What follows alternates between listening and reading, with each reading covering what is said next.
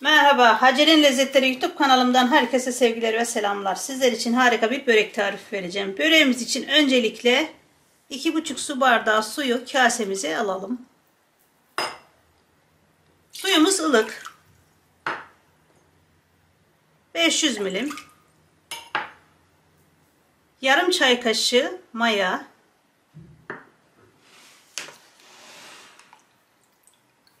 Hafiften karıştıralım.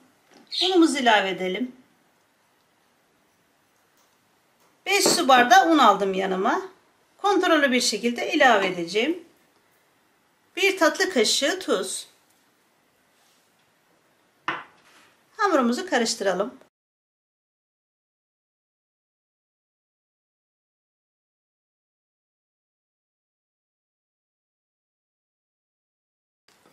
Oklava merdane kullanmadan harika bir börek açacağız. Tekrar un ilave edelim.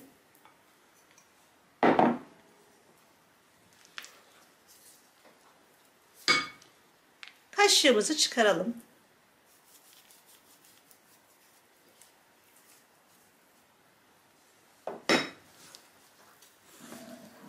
Hamurumuzu yoğuralım. Hamurumuz sert bir hamur olmasın. Hamurumuzu masaya alalım. Biraz un serpiştirelim.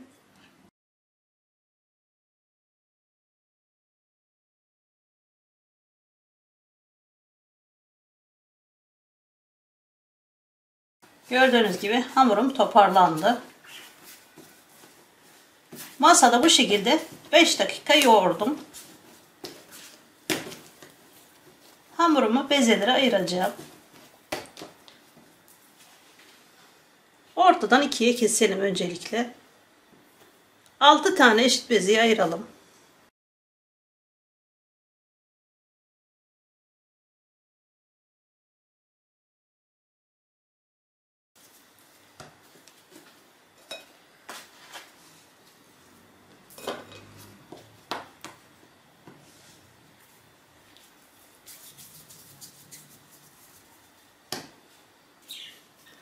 Hepsini aynı şekilde bezeledim.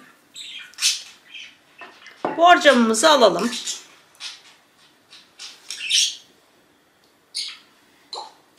%100 gram eritilmiş tereyağı camın içerisine döküyorum.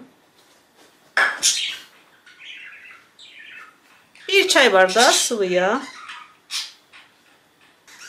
Bezelerimizi elimizle birazcık genişletelim. Yağdan batıralım birazcık.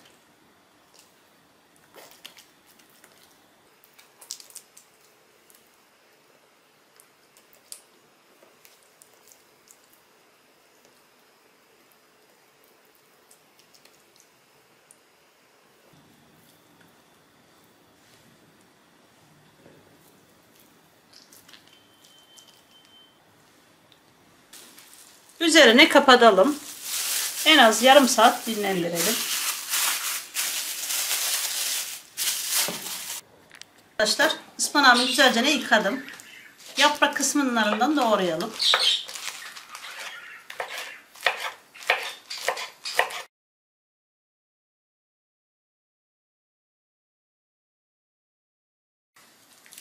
Kök kısımlarından da az bir şey doğradım. Köklerini atmayacağım. Baş kısımlarını alıp bunlara da çorba yapacağım. Kenara ayırıyorum bunları.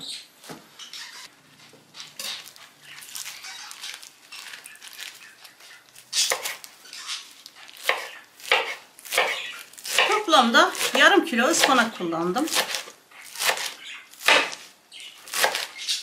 Bir tane de büyük boy soğan doğrayacağım. Onu da yağda kavuralım güzelce. Az bir salçayla.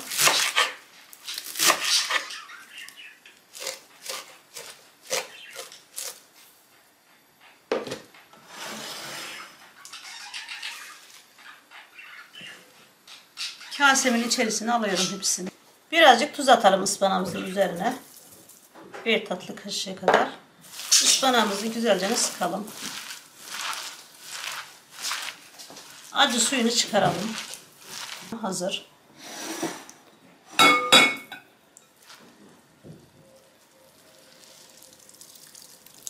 Bu şekilde acı suyunu çıkaralım. Ispanağımı kavurmadım.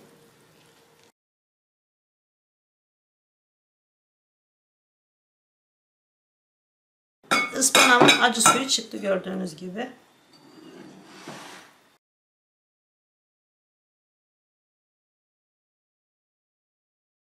Kavurduğum soğanları ıspanağımın üzerine koydum. Ispanağı kavurmadım. Soğanımın içerisinde yarım yemek kaşığı domates salçası var. Yarım çay bardağı sıvı yağ ile güzelce soğanlarımı kavurdum. 1 tatlı kaşığı pul biber. Acı seviyorsanız acı koyabilirsiniz.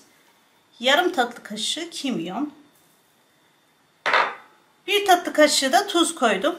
Tuzuna ıspanağı olduğum için acı suyunu çıkardım. Tekrar tuz ilave etmeyeceğim. Karıştıralım. İç harcımız hazır gördüğünüz gibi. Hazırladım. Hamurum dinlendi.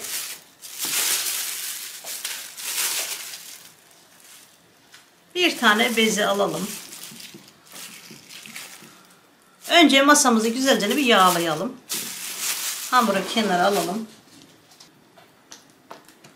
Elimizle genişletelim bu şekilde. Arada bir havalandıralım. Havalandırmazsak güzel açılmaz.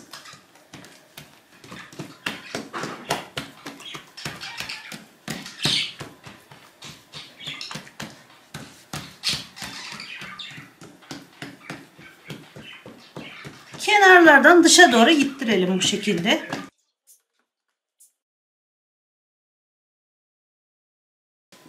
Aralarda bu şekilde yırtılmaları olabilir.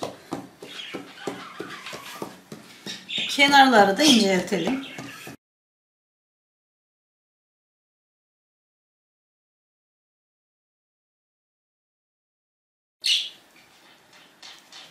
İçe doğru katlayalım. Yırtılsa da önemli değil. Bu şekilde kapatacağımız için yırtıklar da kapanacak.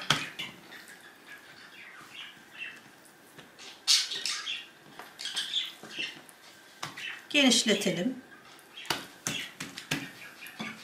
İç harcımızı koyalım. Uç kısmına koyalım katladığımız yere.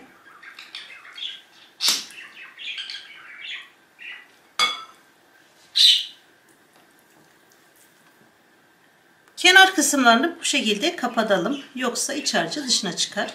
Güzel olmaz. Sararken kendimize doğru çekerekten saralım. Bu şekilde de esnetelim.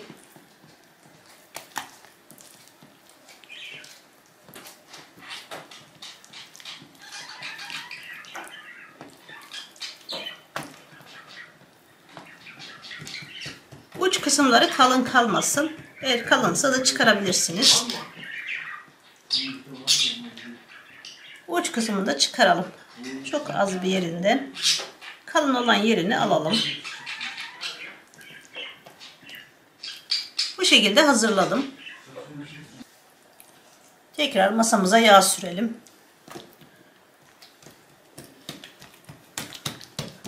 Hamurlarımız kendini savuyor dinlendikçe.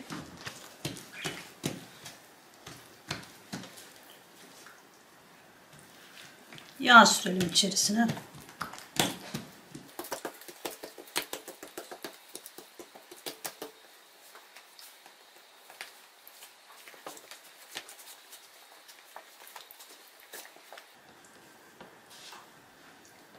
Kenardan içe doğru katlayalım. Diğer taraftan da aynı şekilde katlayalım. Katlama şeklini kendiniz de ayarlayabilirsiniz.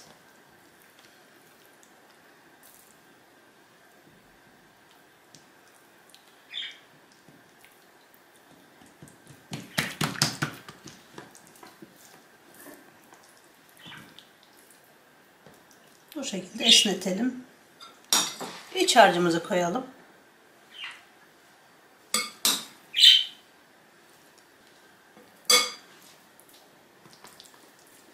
Kenardan içe katlayalım. Bu şekilde çekiştirip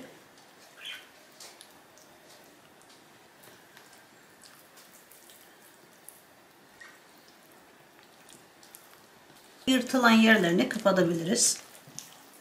Kendimize doğru çekelim. Hepsini aynı şekilde sardım.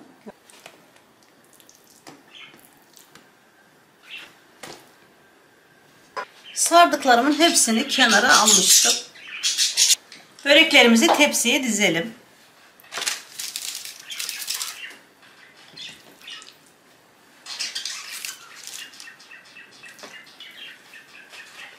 Çok kolay oldu. Açma süresi 15-20 dakika. Fazla sürmedi. Çok çabuk açıldı.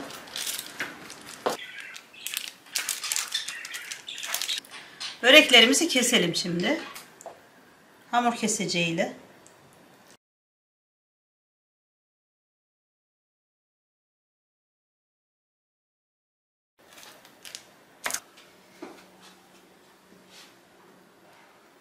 Bir yumurta sarısının içerisine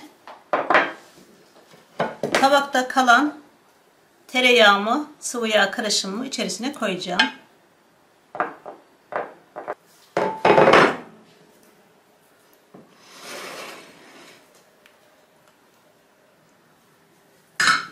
Ekstradan yağ kullanmadım. Kalan tereyağım, sıvı yağım karışımı. İyicene çırpalım.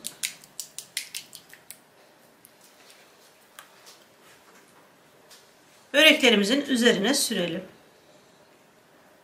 Çok güzel lezzetli böreğimiz olacak. İç harcını isterseniz patatesli de yapabilirsiniz. Kıymalı da, peynirli de. Sizin isteğinize kalmış.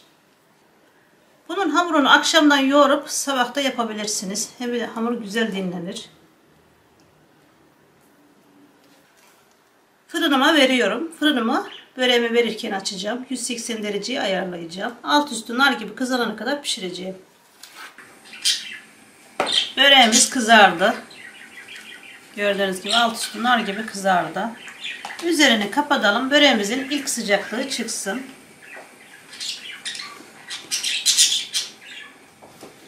Böreğim dinlendi. Çıtırtısına bakalım böreğimizin.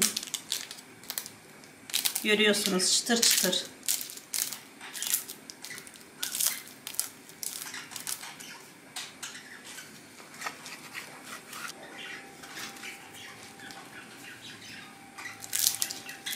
Görüyorsunuz dışı pul pul dökülüyor. Alt üstü nar gibi kızardı. Pişme süresi 35 dakika. Fırınlara göre değişebilir. Böreğim çok sıcak.